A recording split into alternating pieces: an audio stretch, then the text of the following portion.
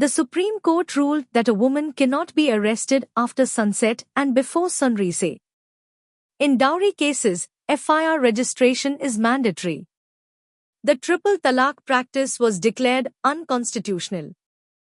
The court also upheld equal property rights for Christian women.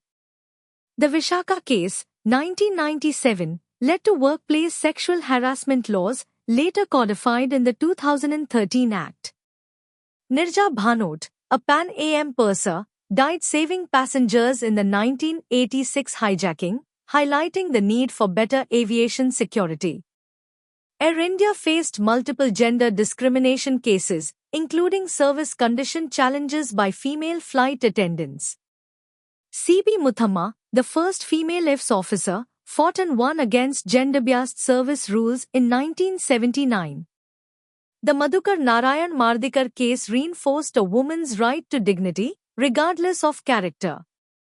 In Rupan Deol Bajaj v. KPS Gill, 1995, the Supreme Court upheld sexual harassment protections under Sections 354 and 509 IPC, emphasizing that no one is above the law.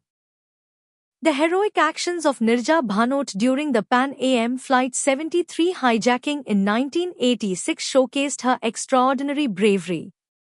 As a flight attendant, she risked her life to protect passengers from terrorists in Karachi, ensuring their escape despite imminent danger.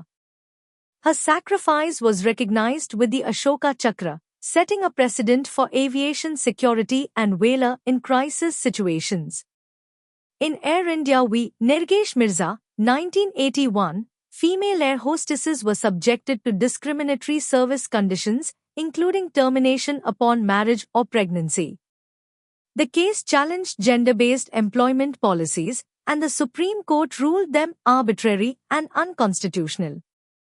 This judgment strengthened gender equality in employment, ensuring that workplace policies must align with constitutional principles of fairness.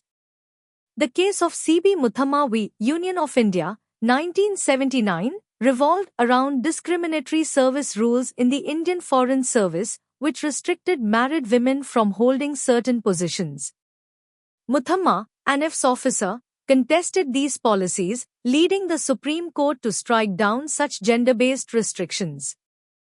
The ruling reinforced the principles of equality in public employment under Articles 14 and 16 of the Indian Constitution. In state of Maharashtra v. Madhukar Narayan Mardikar, 1991, a woman's right to dignity was challenged due to her perceived character. The case highlighted the issue of bias against women based on their social background. The Supreme Court ruled that every woman, regardless of her character or occupation, has an inherent right to privacy and dignity, reinforcing gender justice in legal proceedings. The case of Mary Roy v. State of Kerala, 1986, was a landmark judgment on inheritance rights. Mary Roy, a Syrian Christian woman, challenged the discriminatory provisions of the Travancore Christian Succession Act, which denied women equal inheritance rights.